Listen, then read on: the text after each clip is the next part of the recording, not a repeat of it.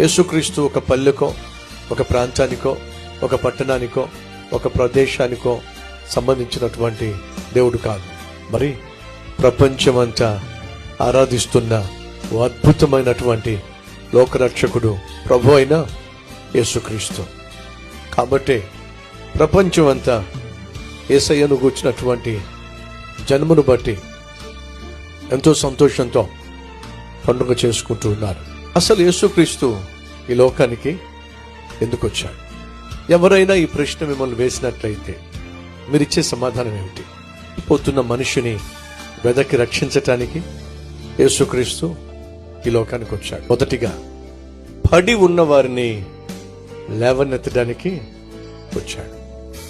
2, పట్టబడిన వారిని క్షమించటానికి వచ్చాడు. 3, పాపిష్టి వారిని పిలవడానికి వచ్చాడు.